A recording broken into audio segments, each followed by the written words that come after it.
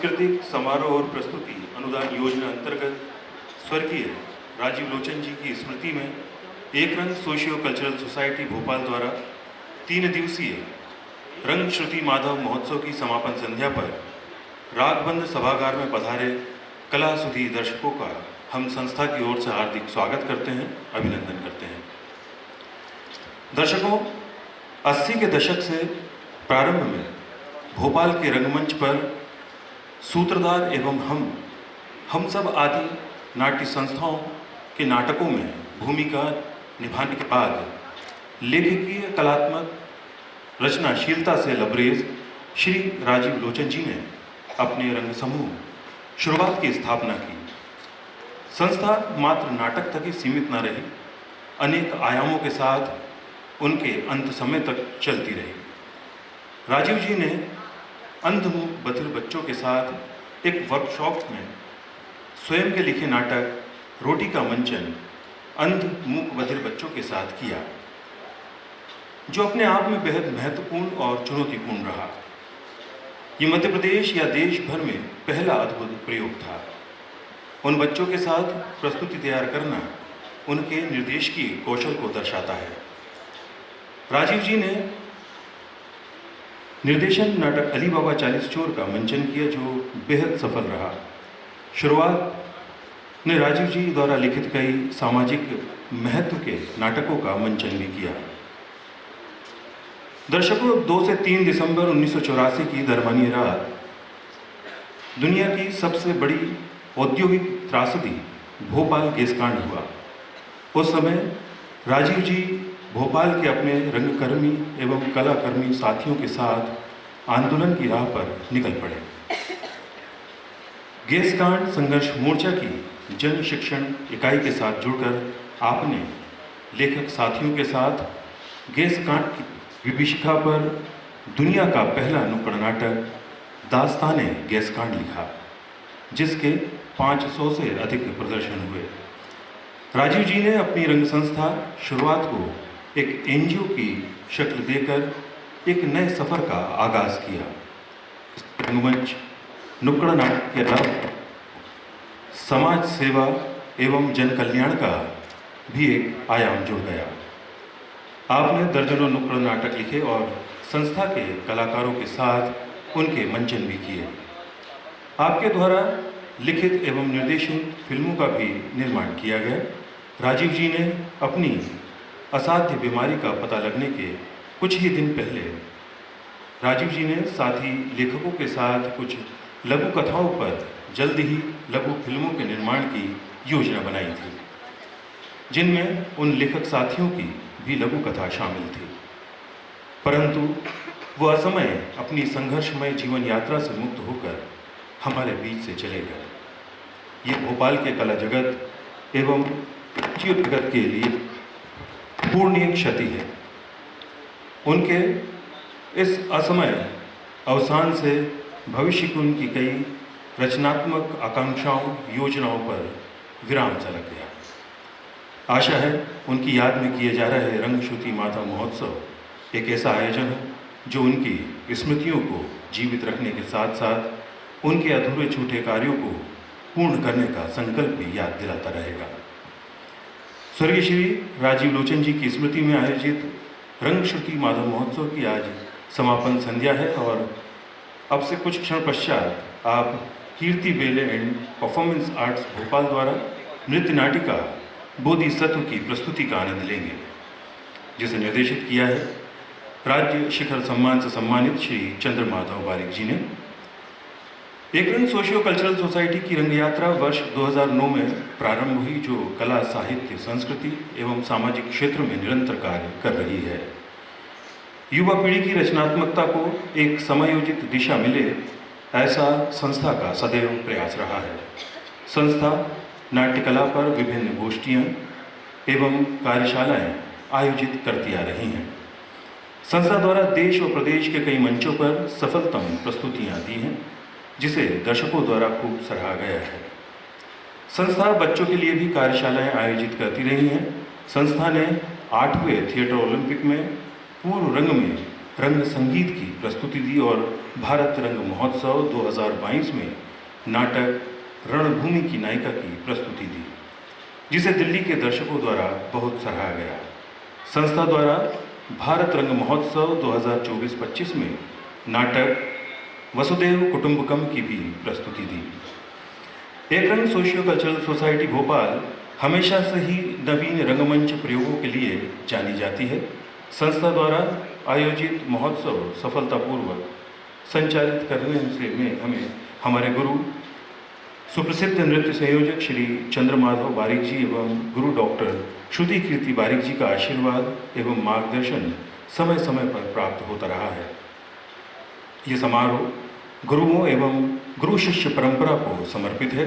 संस्था द्वारा प्रतिवर्ष इस महोत्सव का आयोजन किया जा रहा है और प्रत्येक वर्ष महोत्सव में रंगमंच अथवा प्रदर्शनकारी कलाओं के क्षेत्र में अपना संपूर्ण जीवन कला को समर्पित कर देने वाले कलाकर्मियों, रंग विभूतियों को भी सम्मानित किया जाता रहा है।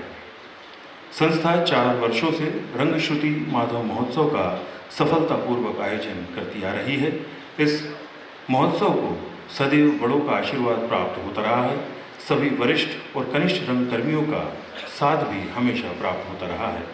संस्था सदैव अपने गुरुजनों के सम्मान में ये महोत्सव का आयोजन करती रहेगी। दर्शकों, हम मंच पर आमंत्रित कर रहे हैं एक ऐसी शख्सियत को जिन्होंने अधिवक्ता के रूप में न्याय एवं नीति निर्माण के क्षेत्र में महत्वपूर्ण योगदान दिया है। निर्धनों एवं निशक्त महिलाओं की न्याय तक पहुंच सुलभ कराई है। आप जिला अभिभाषक संघ भोपाल की पूर्व कार्यकारिणी सदस्य रही हैं। आप कुशल अधिवक्ता ही नहीं बल्कि एक कुशल राजनीतिज्ञ भी हैं। वर्तमान में अर्बन क्षेत्र के लोगों की स्थानीय समस्याओं को उठाने और सिरोंज को जिला बनाने हेतु आप निरंतर प्रयासरत हैं। समाज सेविका के रूप में आप निरंतर अपने एनजीओ के माध्यम से लगातार कार्यक्रमों का आयोजन करती आ रही हैं।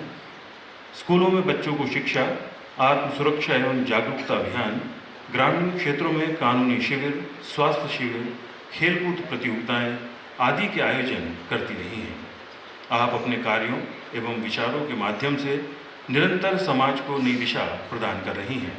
हम आग्रहपूर्वक ससम्मान सुश्री लक्ष्मी मीणा आशी जी से अनुरोध करते हैं कि आप मंच पर आएं और साथ ही संस्था की अध्यक्ष सुश्री विभा श्रीवास्तव जी से भी अनुरोध है कि वे समाज को दिए गए अतुलनीय योगदान के लिए श्री सुश्री लक्ष्मी जी मीणा जी आशी जी को एक रंग सोशियो कल्चरल सोसाइटी भोपाल की ओर से सम्मानित करेंगे। आशी जी, आप मंच पर आएं और वरिष्ठ अधिवक्ता श्री मुकेश नागपुरे जी भी हमारे बीच में, हम उनसे भी अनुरोध करते हैं कृपया वो भी मंच पर आएं। एक रंग सोशियो कल्चरल सोसाइटी भोपाल की ओर से आशी जी को शॉल, श्रीफल, पौधा एवं सम्मान से सम्मानित करें। साधना भाभी जी से हमारा अनुरोध है कि वे भी मंच पर आएं और सुश्री आशी जी को सम्मानित करें।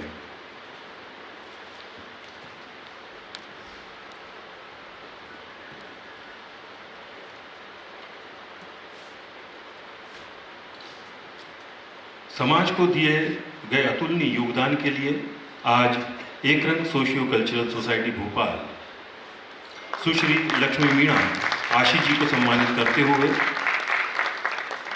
हर्ष की अनुभूति कर रही है। करतल ध्वनि रुकना नहीं चाहिए। कृपया जोरदार तालियों से आशी जी को जो सम्मान दिया जा रहा है संस्था की ओर से,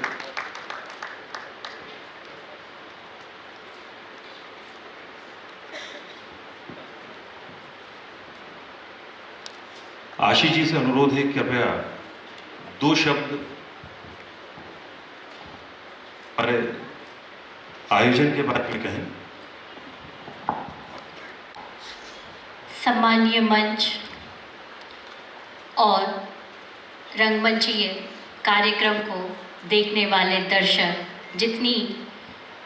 कला का प्रदर्शन हम मंच पर करते हैं, उतना ही आनंद जब हम दृश्य को देखने में करते हैं तो वही अनुभूति करते हैं। तो ऐसे ही मेरे रंगमंच के कलाकारों और दर्शकों के लिए जोरदार तालियां और आप सभी को मेरा प्रणाम। कहते हैं कि रंगमंच एक, जो कि आप सभी ने वैसे कोई भी डायलॉग सुने होंगे कि एक कलाकार अपनी कलाकारी को दिखाता रहता है और वो जब तक चलता रहता है, पर्दा गिर जाए किंतु तालियां बजती रहनी चाहिए, तालियां बजती रहनी चाहिए। ऐसे ही कार्यक्रम को जब मैंने इसके पहले देखा, बहुत ही अच्छा, मैं वहाँ से बैठ के ये देख रही थी और वो सभी कलाकार, नन्ही बिटिया और शकुंतला जो चल रहा था, इतना ऐसा दृश्य कि हमको मानो ऐसी अनुभूति हो रही थी कि हम उस युग में पहुँच गए हैं और बहुत ही अच्छा लग रहा है। कहीं ना कहीं आप संस्कृति से जुड़िए और कहीं ना कहीं इतिहास से जुड़िए और हमें ऐसा लगेगा कि हम वही जीवांत को पुनः जी रहे हैं और उसको अनुभूति कर रहे हैं।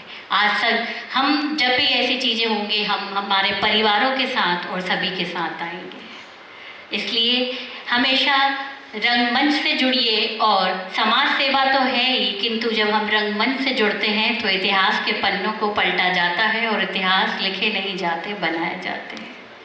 आप सभी को मेरा प्रणाम। धन्यवाद काक्षी जी। दर्शकों, अब से कुछ क्षण पश्चात हम नाटक प्रारंभ करेंगे। दो शब्द निर्देशक के बारे में। उड़ीसा राज्य के मयूरभंज जिले त्रिदा ग्राम में सन 1961 में जन्मे चंद्रमाधव बारिक जी का रुझान बचपन से ही नृत्य के प्रति रहा। गांव में होने वाले छऊ महोत्सव में आप उत्साह से भाग लेते थे।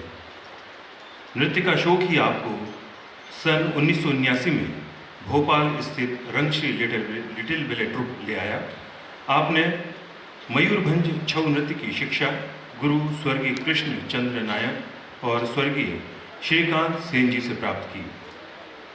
विगत 42 वर्षों से आप मध्य प्रदेश में छऊ लोक नृत्यों और बेले के नृत्य संयोजक और निर्देशक हैं। आप भारतीय बेले और मयूरभंज छऊ के विशेषज्ञ हैं। आपने सन 1979 से 2010 तक भारत के सुप्रसिद्ध व अंतर्राष्ट्रीय ख्याति प्राप्त बेले संस्थान रंगश्री लिटिल बैले ट्रुप में गुरु प्रभात गांगुली जी और पद्मश्री स्वर्गीय गुलवर्धन जी के मार्गदर्शन में बेले का प्रशिक्षण प्राप्त किया और लगभग 30 बेले में नृत्य कलाकार के रूप में कार्य किया। आपने इन्हीं के साथ सहायक नृत्य संयोजक के रूप में लगभग 12 बेले में नृत्य संयोजन का कार्य भी किया।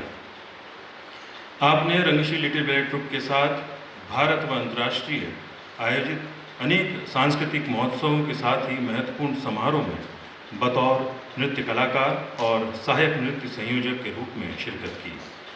Festival of India closing ceremony Soviet संघ 1986, रामायण महोत्सव मॉरिशस 1990, रामायण सम्मेलन थाईलैंड 1995, उदय शंकर बेले महोत्सव 2001, संगीत नाटक अकादमी द्वारा आयोजित बेले फेस्टिवल दिल्ली, गोवा, असम, मुंबई आदि। आपके द्वारा कई नृत्य नाटिकाओं में नृत्य संयोजन किया है, जिनमें आला, शक्ति, खूब लड़ी मर्दानी, रानी अवंतीबाई, अपराजिता, झांसी की रानी, शिल्पी, प्रथम पूजा, राजा खेत सिंह, कर्ण कुंती संवाद, स्वर्णमृग, बोधिसत्व, नमामि देवी नर्मदा आदि। आपको देश के कई प्रतिष्ठित मंचों पर सम्मानित भी किया गया, जिनमें इफ्तिखार कला अकादमी भोपाल द्वारा कला साधना सम्मान, कैलाश दुबे स्मृति अलंकरण सम्मान, रंगाधार सम्मान, महिला एवं बाल विकास द्वारा सम्मान, Sagar Indian performance fertiliser cooperative limited IFFCO द्वारा पुरस्कृत, रंगालाप भोपाल द्वारा उत्कृष्ट कोरियोग्राफी के लिए सम्मानित किया जा चुका है। सन 1998 में आपको मध्य प्रदेश शासन द्वारा नृत्य के लिए चक्रधर फेलोशिप प्रदान की गई एवं संस्कृति संचालनालय मध्य प्रदेश शासन संस्कृति विभाग द्वारा नृत्य विधा के लिए 7 मार्च 2022 को राज्य शिखर सम्मान 2019 से आपको अलंकृत किया गया। नाटक के बारे में, वाराणसी में ब्रह्मदत्त के राज्य के समय 80 कोड़ी नाम का एक सेठ अपने लाडले पुत्र महाधनिक को बिना कुछ सिखा मर जाए। महाधनिक बस गाना, नाचना और खाना पीना ही जानता था। परिणाम यह हुआ कि वो अय्याश हो गया।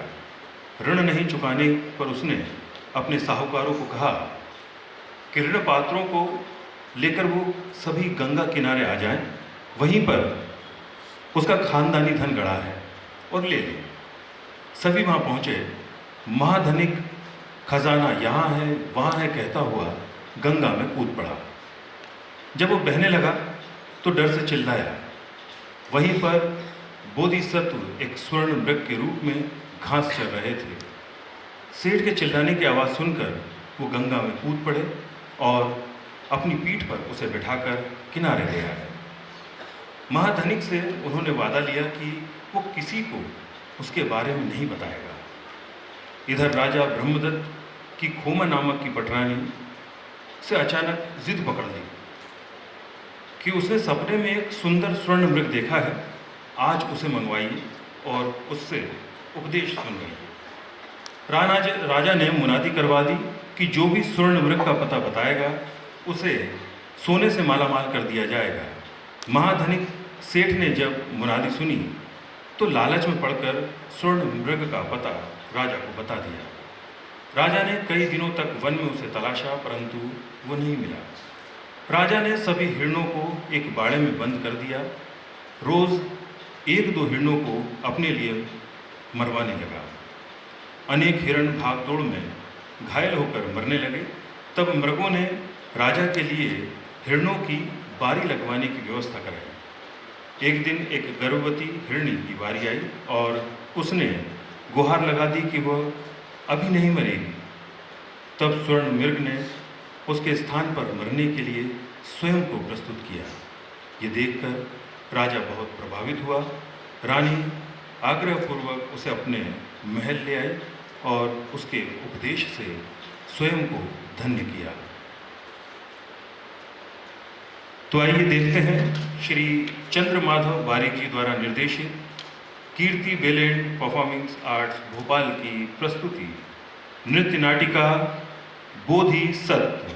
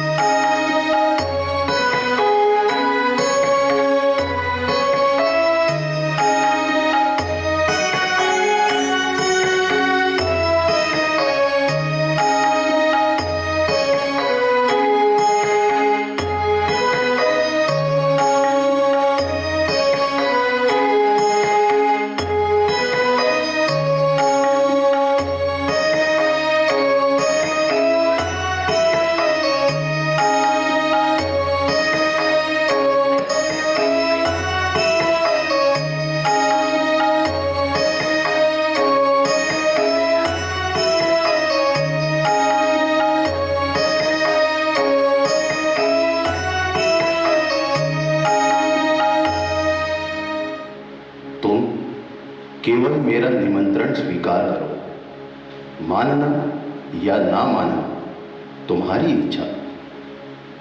इस भवन में तुम्हारे लिए दिया जला है, तुम भीतर आओ। भवन ये तुम्हारा ही है, तुम्हारे अंतर्मन का। जब तक तुम स्वयं ना जान लो किसी बात को मानो मत।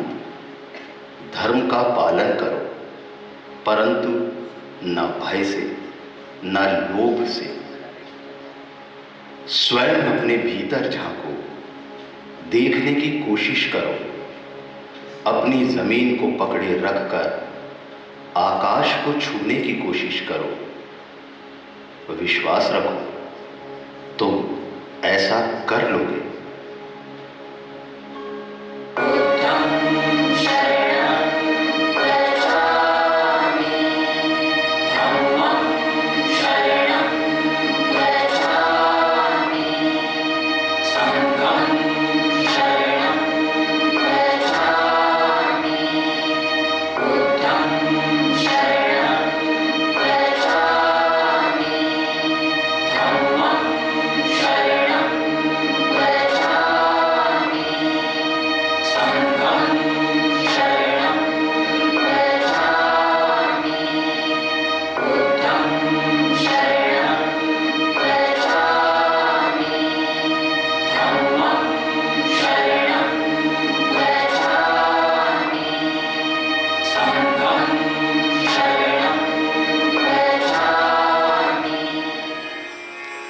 भगवान बुद्ध के 547 पूर्व जन्मों में उन्हें बोधिसत्व कहा गया है। बोधिसत्व अर्थात वो साधक जिसको ज्ञान, सत्य, दया आदि का अभ्यास करते करते इतना समय बीत चुका हो कि उसका बुद्ध होना निश्चित हो। और बोधिसत्व की कथाएं कहलाती हैं जातक कथाएं। बड़ी ही ज्ञानवर्धक और परम हितकारी कथाएं हैं, साथ ही मनोरंजक भी। और उन सभी कथाओं में बोधिसत्व स्वयं उपस्थित होते हैं, भले ही हिरण के रूप में हो। तो आज हम आपको जो कथा दिखाने जा रहे हैं वो है वाराणसी की कथा। काशी नगरी के 80 करोड़ी सेठ अपनी भारी भरकम जायदाद को अपने इकलौते पुत्र महाधनिक के हवाले करके चल बसे। महाधनिक को कोई चिंता तो थी नहीं, काहे को धन कमाए, काहे को धन बचाए। इसलिए वो लगा उड़ाने बाप के धन को नाच और गाने में।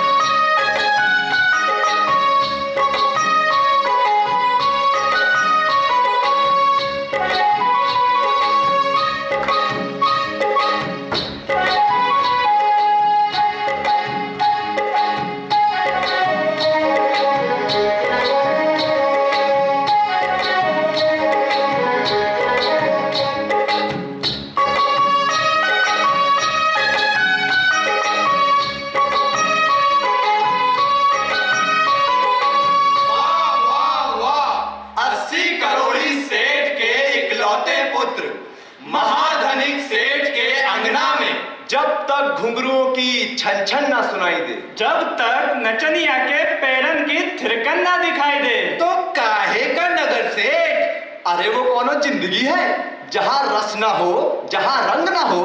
अरे आ जाओ सेठ, दो दो हाथ हो जाए।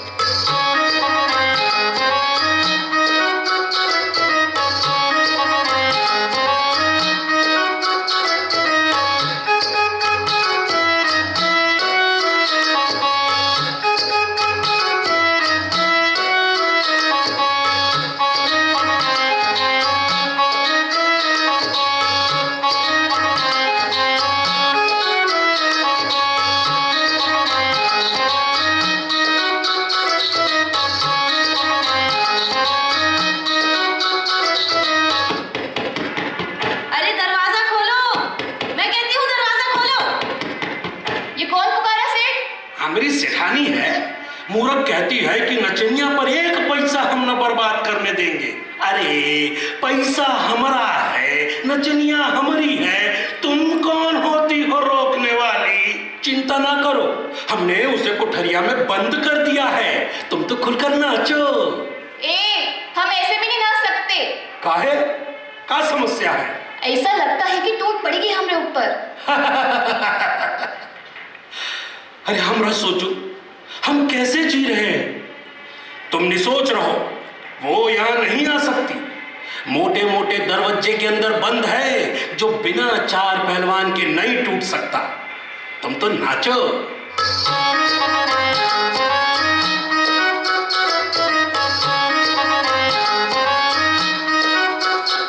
अरे रुक क्यों गई? अरे वो तुम यहाँ कैसे कहा धमकी? डरो नहीं, हमारी सेठाइन है। देखो भागमंती, अभी हमारा नाच देखने का समय है। ऐसे समय में तुम्हारा यहाँ रहना उचित नहीं है। अब मान भी जाओ और जो कह रहे हैं जाओ भीतरे। अरे अरे टेटवा छोड़ो, टेटवा छोड़ो, हम कहते टेटवा छोड़ो।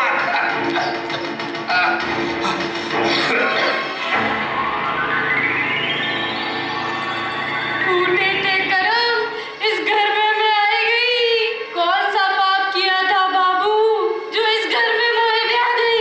पगलाए गए थे तुम, जो मती कोई जादूगर ने मार गई। 80 करोड़िया के नाम पर मोहे इस नरक में डाल गई। अरे मैया, तुम ही बताओ, तुमने भी बाबू को रोका नहीं? ठेलने में लगी थी मोहे तुम भी, मुंह से कुछ निकला नहीं। अरे नरक मिले 80 करोड़िया सेठ को, खोलते तेल में डाला जाए दही जरा को। महाधनिक सेठवा है क्या? लो आटक के। कौन? वही तीनों महाजन। काहे को? अपना पैसा लेने और काहे को? बहुत कूटेंगे वो हमको। हाँ तो कुटवा लेना, पर उनका सामना करो। उनसे कहो कि तुम उनका पैसा लौटा दोगे। पर कहाँ से लौटावेंगे? चाहे जहां से लौटाओ, अपने को बेच कर लौटाओ, मैं कुछ नहीं जानती। अब ऐसे तनाव में करूं भी तो क्या करूं? अरे महाधनिक सेठवा है क्या? एक तरफ कुआं, दूसरी तरफ खाई, चलो सह लेंगे पिटाई। अरे महाधनिक सेठवा है क्या? हाँ खोलते हैं, खोलते हैं। अरे दर्शन हुए प्रभु के, जीवन धन्य हो गया, बिना मरे ही स्वर्ग मिल गया। ऐसे व्यंग न मारिए। हाँ ठीक है, चलो पैसा निकालो। आज पूरा हिसाब बराबर करके ही जाएंगे। अरे कुछ कहोगे भी? यही कि हमारे पास पैसा है ही नहीं। है? पैसा नहीं है? हाँ नहीं है। आज हम या तो अपना पैसा लेकर जाएंगे या तुमको मार के जाएंगे। स्वीकार है, मार ही दो। न रहेगा बांस, न बाजेगी बंसुरिया। ये ऐसे नहीं मानेगा, इसे राजा के पास ले चलो। राजा के पास मत ले चलो, राजा के पास मत ले चलो। सुनो देखो, हम तुम्हारा पैसा वापस करते हैं। हाँ, अब बुद्धि ठिकाने पर आई।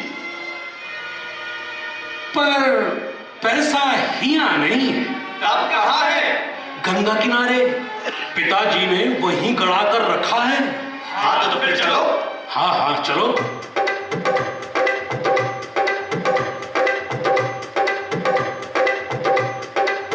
अरे मुझे तो ले चलो। अरे हाँ।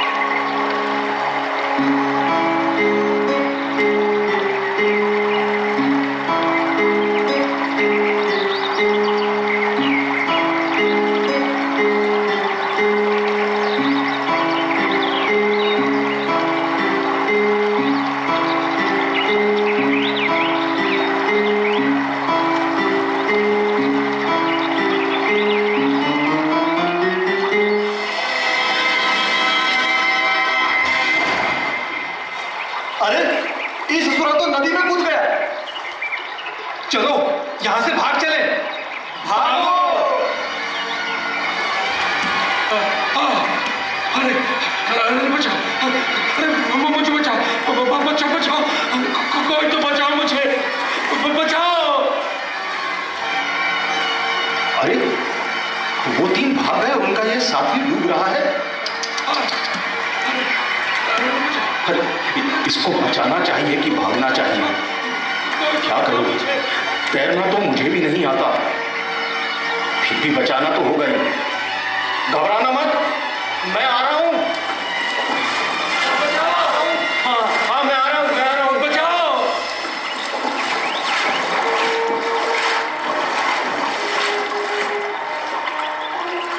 हाँ, कितने अच्छे हो तुम। भगवान ने तुम्हें सही समय पर यहां पहुंचा दिया, नहीं तो मैं डूब ही जाता। बहुत बहुत धन्यवाद। है तुम्हारा रंग तो बड़ा विचित्र है, एकदम सोने जैसा, स्वर्ण मृग। क्या तुम सोने के ही बने हो? हाँ। तुम कहां रहते हो? यही इसी वन में। अकेले ही? नहीं, हमारा पूरा झुंड है, पर इस रंग का केवल मैं हूं। अब तुम्हें जहां जाना है तुम जाओ, मैं भी जाता हूं। अरे रुको, रुको तो। क्यों? मुझे यहां अकेला मत छोड़ो, दया करके मुझे तुम्हारे घर तक पहुंचा दूं? नहीं नहीं, घर में नहीं जाऊंगा। कहां जाऊं? सुनो, तुम मुझे काशी नगर में छोड़ दो, फिर मैं जहां मन होगा चला जाऊंगा। चलो ठीक है, आओ। मुझे भूख भी लगी है। ठीक है, तुम्हें कुछ खिलाकर छोड़ देता हूं। मैं तुमसे फिर कभी मिल सकता हूं? नहीं, क्योंकि मैं किसी से नहीं मिलता। मिलता हूं तो केवल अपने प्रयोजन से। अपने प्रयोजन से? मुझसे मिलने में तुम्हारा क्या प्रयोजन था? वो तुम नहीं समझोगे। चलो बैठो। एक बात और, मैं यहां रहता हूं ये किसी को मत बताना। नहीं बताऊंगा। वचन दो, किसी को नहीं बताओगे? वचन देता हूं, नहीं बताऊंगा।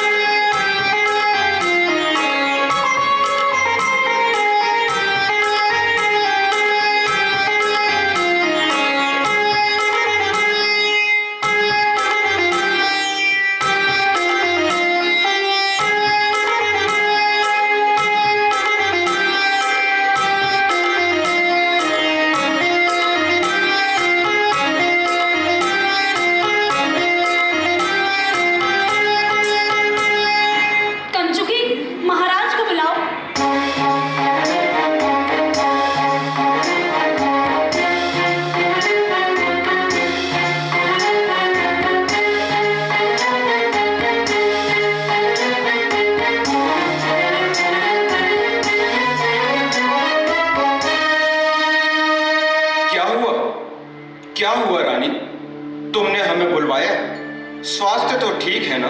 महाराज, हमने एक अद्भुत सपना देखा। सपना? एक सपना देखा और मुझे जगा दिया? चलो बताओ, क्या देखा? हमने देखा कि एक स्वर्ण रथ हमारे नगर के चारों ओर चक्कर लगा रहा है, मानो वो हमसे कुछ कहना चाह रहा हो। कहना चाह रहा हो? हाँ, वो एक सिद्ध और महात्मा मृग है। महाराज, आप उस स्वर्ण मृग को महल में ले आइए, हमें उससे उपदेश सुनना है। अगर आप उसे नहीं ले आएंगे तो मैं अपने प्राण दे दूंगी। शांत हो जाओ, हम लाएंगे ना।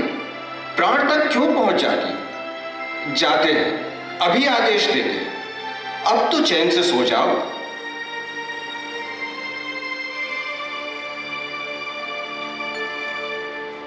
सिपाहियों,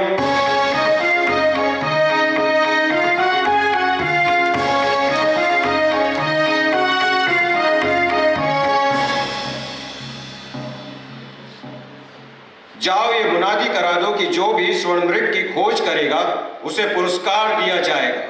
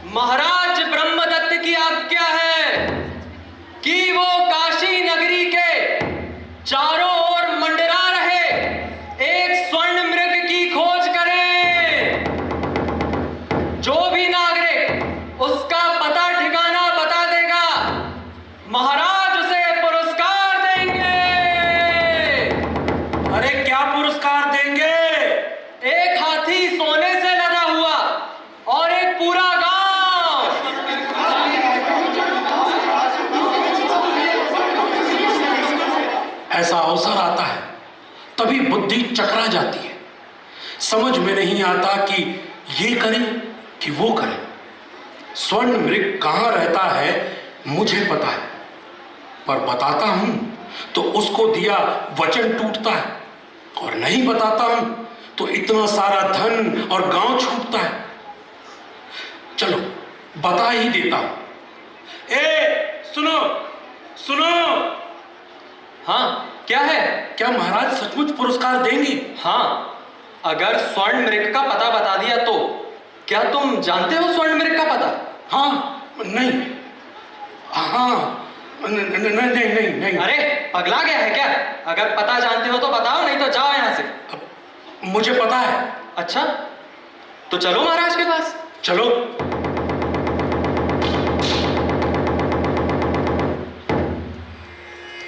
मनुष्य अपने दुख में ही इतना खोया रहता है कि उसे दूसरे का दुख दिखाई ही नहीं देता। किसी की सहायता करने का अपना अलग ही सुख है। ऐसा लगता है कि जीवन सफल हो गया। ऐसा ही सब करें तो संसार कितना सुंदर हो जाए, मगर महाधनिक ने ऐसा नहीं किया।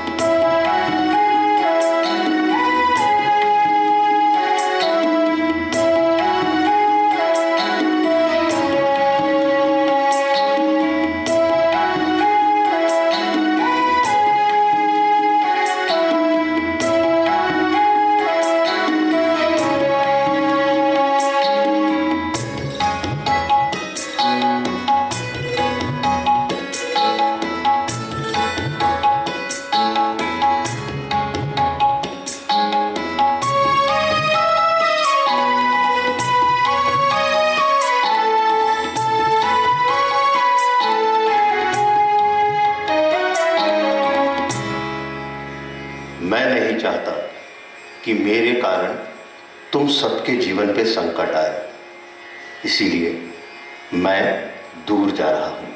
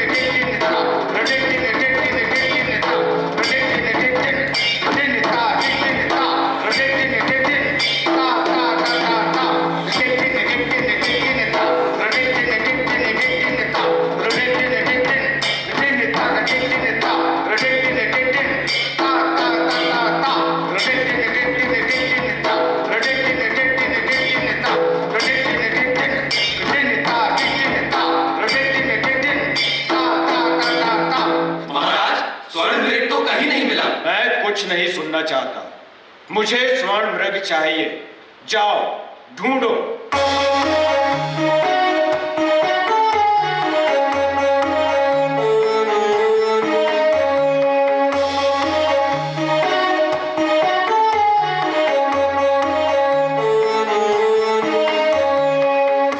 महाराज स्वर्ण मृग कहीं नहीं मिला। इन सबको घेर कर बाड़े में ले चलो।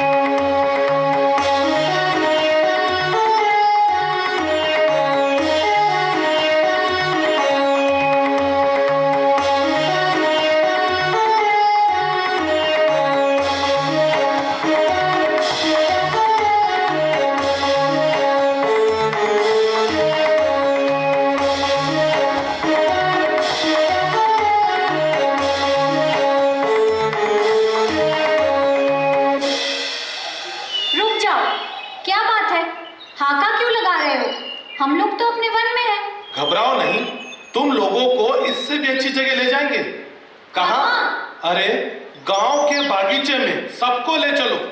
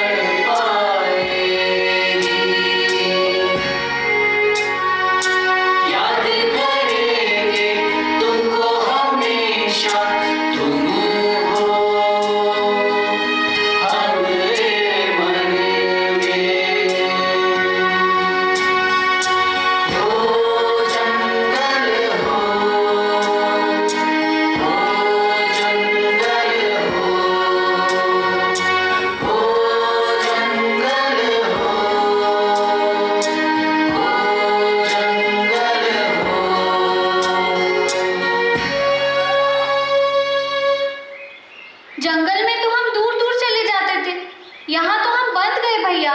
शिकारी आएंगे तो हम भागकर कहाँ जाएंगे?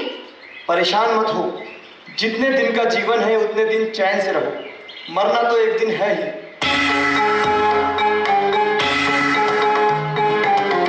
अरे भागो, शिकारी राजा आ रहा है।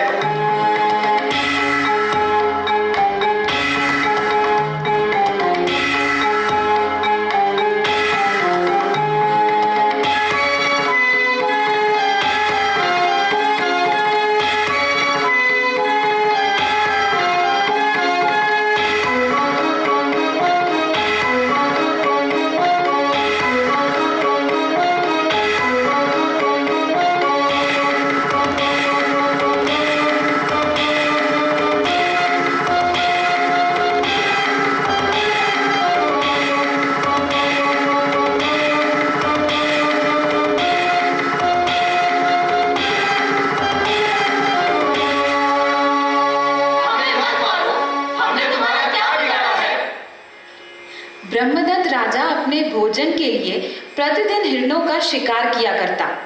इस दौरान न जाने कितने हिरण डर के मारे मर जाते और कितने घायल हो जाते। ये सब देखकर हिरणों ने आपस में मंत्रणा की। एक मारा गया और कई अपंग हो गए, आप दौड़ नहीं सकते, ये घिसट घिसट कर मरेंगे, इनका जीना अब किस काम का? तुम सही कहते हो, कोई दूसरा उपाय करना ही होगा। क्यों ना ऐसा करें कि हम स्वयं ही राजा के भोजन के लिए बारी बांध दें और एक बलि वेदी बनाई जाए, जिससे राजा भी संतुष्ट हो जाए और हम लोगों को भी इस तरह डर डर के नहीं जीना पड़े। क्यों, ठीक रहेगा ना? हाँ, यही ठीक रहेगा।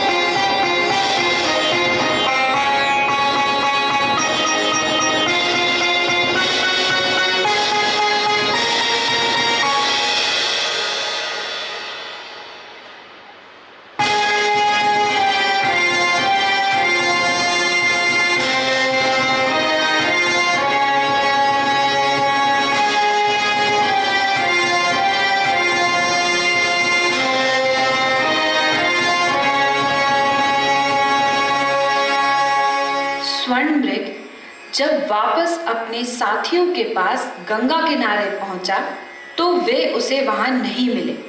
तब वो उन्हें खोजता हुआ बाड़े में जा पहुंचा।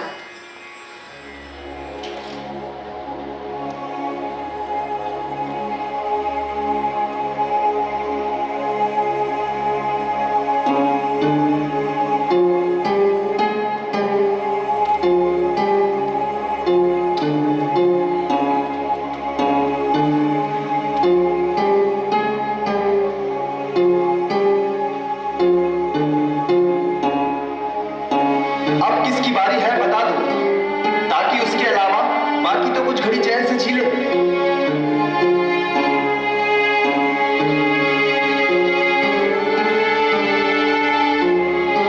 आज तुम्हारी बारी है।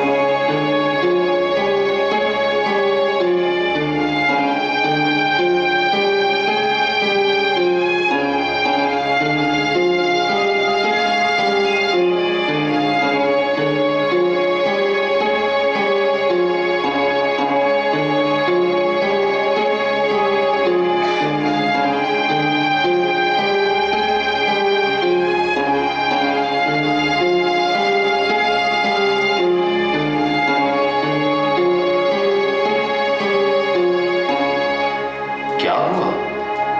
आप लोग इतने दुखी क्यों हैं?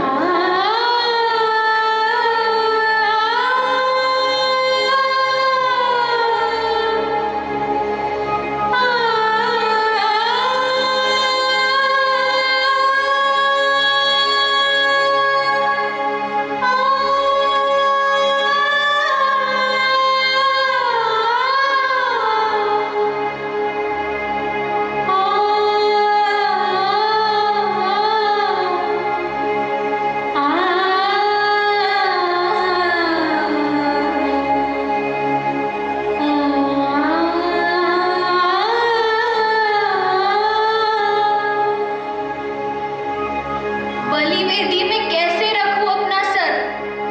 राजा एक बार में एक ही जान ले सकता है, दो नहीं। मेरे पेट में बच्चा है, बहुत अरमानों से मैंने उसे पाला है। मैं उसे जन्म देना चाहती हूँ। मेरे बदले आज किसी और की बारी लगा दीजिए। कुछ ही दिनों में ये पैदा हो जाएगा। उसके बाद भले ही आप मुझे मार दीजिएगा। जाओ हिरणी, तुम मुक्त हुई। जाओ तुम्हारे स्थान पर मैं अपनी जान दूंगा।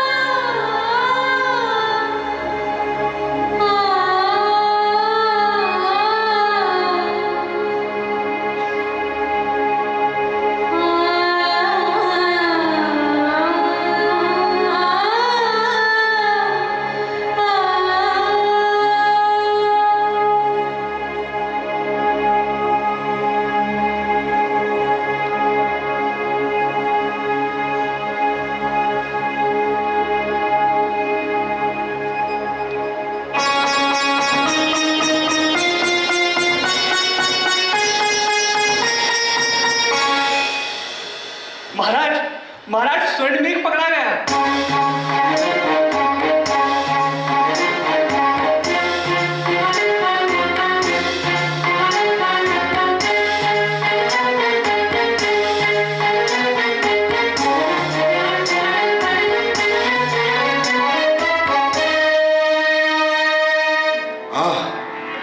स्वर्णमृग, दर्शन हुए इस महात्मा के। आप ही को स्वप्न में देखा था मैंने। राजन, अब अपने सैनिकों को कहें कि वो मेरी हत्या कर दें। नहीं, हम आपकी हत्या नहीं कर सकते। अच्छा राजन, मेरा ठिकाना तो बहुत ही गोपनीय था। आपको किसने बताया? इस महान व्यक्ति ने। अच्छा, तो ये वही है जिसे मैंने गंगा में डूबने से बचाया था। यही नहीं, मैंने इसे भोजन भी कराया। मैं बार बार कहता रहा कि किसी को नहीं बताना कि मैं यहाँ रहता हूँ, और इसने भी कहा था कि मैं नहीं बताऊंगा, कभी नहीं बताऊंगा, फिर भी बता दिया। इसका मतलब ये हुआ कि डूबते हुए किसी आदमी को बचाने से अच्छा है कि किसी निर्जीव लकड़ी को बचा लो। इसकी ओर से मैं क्षमा मांगता हूं। आप ऐसा तो ना कहिए कि मनुष्य का मोल एक निर्जीव लकड़ी से भी कम है। क्यों ना कहूं, एक बेजान और गूंगी लकड़ी कई गुना अच्छी और कीमती है ऐसे मनुष्यों से कम वो 2 जून का ईंधन तो बनती है, सड़ गल कर कोयला तो बनती है। ये क्या बनेगा? लालच और मोह में पड़कर गंधाती हुई हवा, जो इस पूरी प्रकृति का एक दिन सर्वनाश कर देगी। भला बताओ, लालच में पड़कर अपने प्राण बचाने वाले के विरुद्ध ही खड़ा हो गया। अरे वचन का कुछ तो मूल्य होना चाहिए। क्षमा क्षमा, मैं क्षमा चाहता हूं। मैंने बड़ी भूल की है। लालच में पड़कर मैंने पाप किया है। एक बार मुझे क्षमा कर दे महाराज, मैं अब कभी ऐसा नहीं करूंगा, कभी नहीं। कभी नहीं। तू क्षमा योग्य है ही नहीं। ले जाओ उसे। ठहरो, आज्ञा कीजिए महात्मन। ये मर जाएगा तो इसकी पत्नी अकेली हो जाएगी, इसके बच्चे अनाथ हो जाएंगे, और सुधरने का अवसर तो एक बार मिलना ही चाहिए। इसे क्षमा कर दो। आप जो भी हैं, हम मनुष्यों से कितने बड़े, आप पवित्र आत्मा हैं।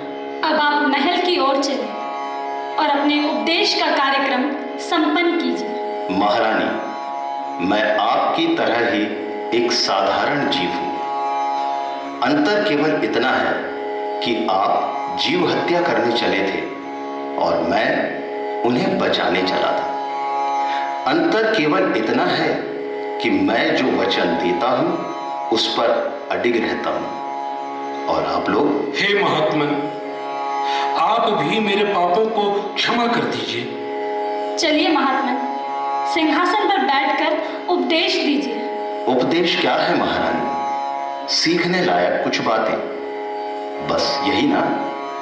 उसके लिए आवश्यक नहीं है कि ऊंचे सिंहासन पर बैठकर एक हाथ ऐसे करके कुछ कहें और लोग उसे सुने। सीखने लायक बातें तो कहीं भी की जा सकती हैं और कहीं भी बुनी जा सकती हैं। जी महात्मा। अब आप लोग जाइए। ये जीवन अनमोल है, दूसरे के कष्ट पर ध्यान दीजिए। वास्तविक धन क्या है, वास्तविक सुख क्या है, इसे पहचानिए और पाने की कोशिश कीजिए। रही बात मेरी, तो मैं एक मृग हूं, और मृग कहाँ रहता है ये आप अच्छी तरह से जानते हैं।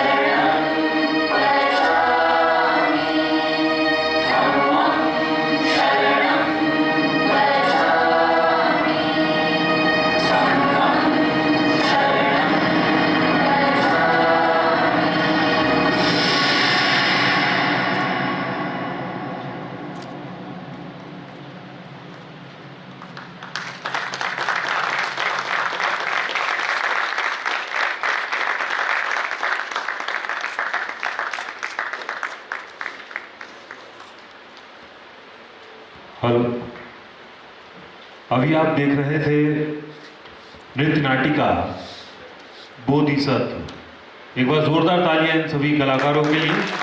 और सभी कलाकारों से मेरा अनुरोध है कि कृपया मंच पर आ जाएं और मंच पर एक कलाकारों से भी अनुरोध है कि वो भी यहाँ पर आ जाएं। नाटक के निर्देशक श्री चंद्र माधव बारिक जी से अनुरोध है कि कृपया सभी कलाकारों का परिचय कराएं।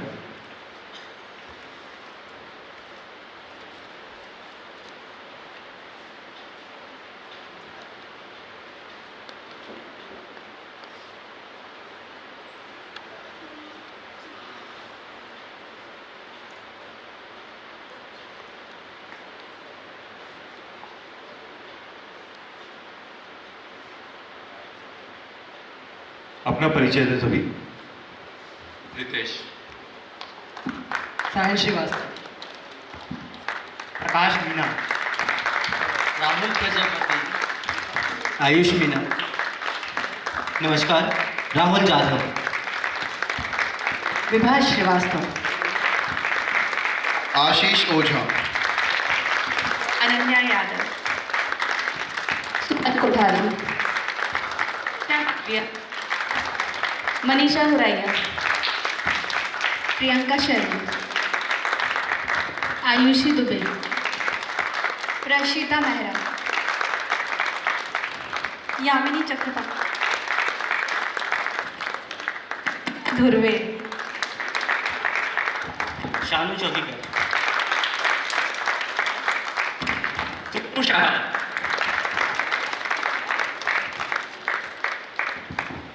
और मंच पर है जो कलाकार थे आलेख श्री योगेश त्रिपाठी, वेशभूषा आभूषण अनामिका हर्ष, ब्रोशर एवं फ्लेक्स डिजाइन अनु अग्निहोत्री, रूप सज्जा अनुजा सक्सेना, प्रकाश परिकल्पना संचालन दयानिधि मोहंता, संगीत निर्देशन मॉरिस लॉजडर्स, निर्देशन और कोरियोग्राफी चंद्रमाधव।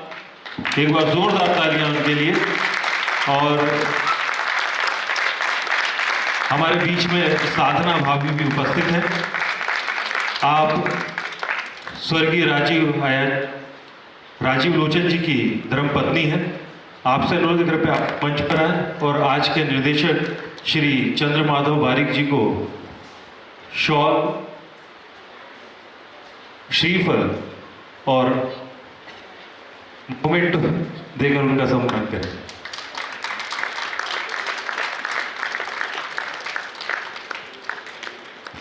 पाँच मिनट का वक्त और चाहूंगी आप लोग का, प्लीज बैठिए।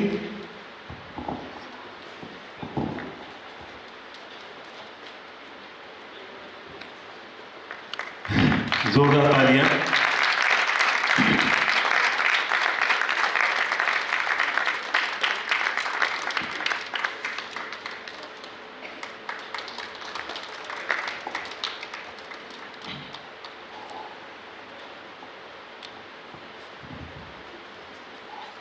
हमारे म्यूजिकल ग्रुप के हमारे अध्यक्ष जी हमारे साथ में हैं और संयोजक जी भी साथ में हैं और मुकेश भैया भी।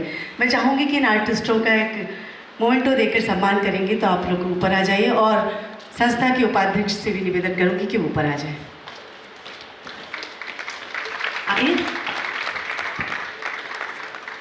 मुकेश भैया।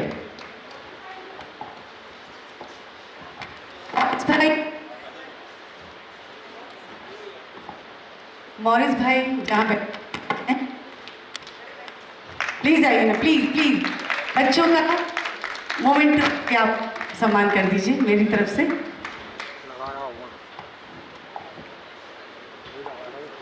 एक रंग सोशियो कल्चरल सोसाइटी द्वारा आयोजित स्वर्गीय राजीव लोचन जी की स्मृति में रंग श्रुति माधव महोत्सव की समापन संध्या है, जहां सभी जो मंच पर जिन कलाकारों ने प्रस्तुति दी है, 3 दिनों से ये सभी कलाकार बहुत मेहनत करके यहाँ पर प्रस्तुति दे रहे हैं। और ये तीनों दिनों के जो म्यूज़िक बनाए गए थे, जिसका संगीत संयोजन किया गया था, मॉरिस लॉजरस जी भी हमारे साथ मंच पर हैं। उन्हीं के माध्यम से कलाकारों को मोमेंटो प्रदान किए जा रहे हैं। जोरदार तालियां इन सभी कलाकारों के लिए 3 दिन से बहुत मेहनत कर रहे हैं।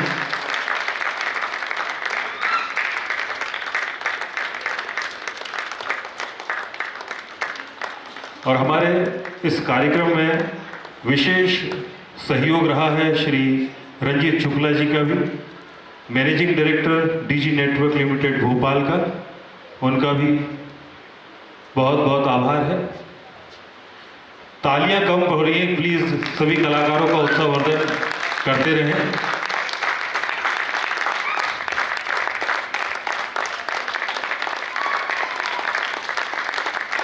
तीन दिवसीय रंगश्रुति माधव महोत्सव में इन कलाकारों ने बहुत मेहनत की है और आपका बस थोड़ा समय और लेंगे। मैं एक रंग सोशियो कल्चरल सोसाइटी के अध्यक्ष विभा श्रीवास्तव जी से अनुरोध करता हूं कि वे आभार वक्तव्य दें।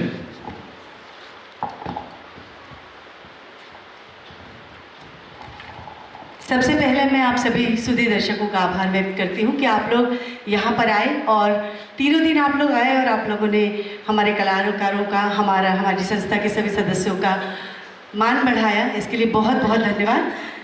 मैं आभार व्यक्त करती हूँ संस्कृति मंत्रालय भारत सरकार नई दिल्ली का, चित्रगुप्त समाज मंदिर भोपाल एवं अध्यक्ष श्री राजेश नारायण श्रीवास्तव, अखिल भारतीय सहयोग अधिवक्ता मंच के अध्यक्ष Shri Chandra Kumar Walecha, Priyanka screen and offset printing, समस्त रंगकर्मी एवं रंग संस्थाएं, Tanishq digital photo studio, Rufi Khan designer, Rangshri little ballet troupe Bhopal एवं उनके समस्त स्टाफ, एक रंग सोशो कल्चरल सोसाइटी के समस्त कलाकार, प्रिंट एंड इलेक्ट्रॉनिक मीडिया।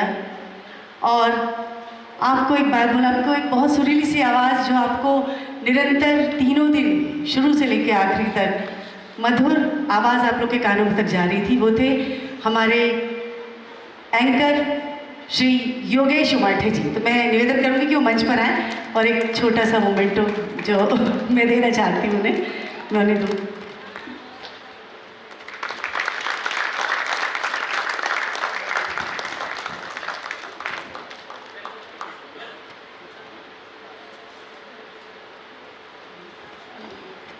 आभार व्यक्त करती हूँ श्री अशोक बुलानी जी का, श्री मुकेश शर्मा जी का, बालन सिंह बालू जी का, मॉरिस लाजरस भैया का, सुश्री सरोज शर्मा जी, सुश्री विष्णा चौहान जी, श्री राम प्रकाश त्रिपाठी जी, श्री योगेश तिवारी जी, श्री शादात भारती जी, अर्चना कुमार, अर्चना गीते जी, अनिल जयवार जी एवं समस्त रंगकर्मियों का आप सभी का बहुत बहुत आभार। इसी तरह से आप लोग हमेशा आते रहिए। और तो बताना चाहूँगी कि 16 मार्च को यहाँ पर एक म्यूजिक प्रोग्राम आगाज़ होने जा रहा है लता और रफ़ी जी का। तो आप लोग अगर म्यूज़िक में इंटरेस्टेड रखते हो और नहीं भी रखते हो तो भी ज़रूर आइए। आप लोग को बहुत पुराने और अच्छे सुमधुर गीत आप लोग को सुनने को।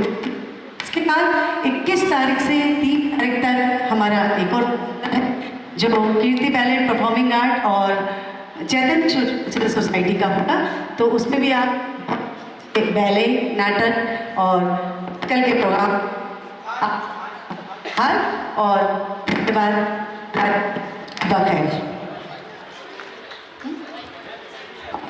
मैं एक जन का और आभार व्यक्त करना चाहती हूँ, श्री नेपाल सिंह जी जो इस संस्था के उपाध्यक्ष भी हैं। और मैं चाहती हूँ कि वो मंच पर आए। हमारे भैया लोग आपको बुला रहे हैं, आ जाइए जल्दी से आइए। और ये जो प्रोग्राम था, ये बात बता दूँ, ये प्रोग्राम था गुरु और शिष्य परंपरा के अंतर्गत। मेरी संस्था जो है मेरे गुरुओं के आशीर्वाद से ही चलती है। तो मैं बहुत बहुत धन्यवाद अपने गुरु श्री चंद्र माधव बारिक जी का और गुरु माँ डॉक्टर श्रुति जी का भी बहुत बहुत धन्यवाद। और मेरी भाभी साधना भाभी का भी बहुत बहुत धन्यवाद। राजीव भैया की वजह से ही आज यहाँ खड़ी हूँ मैं। थिएटर लाइन में मैं राजीव भैया की वजह से ही आई थी, तो उनका भी बहुत बहुत धन्यवाद।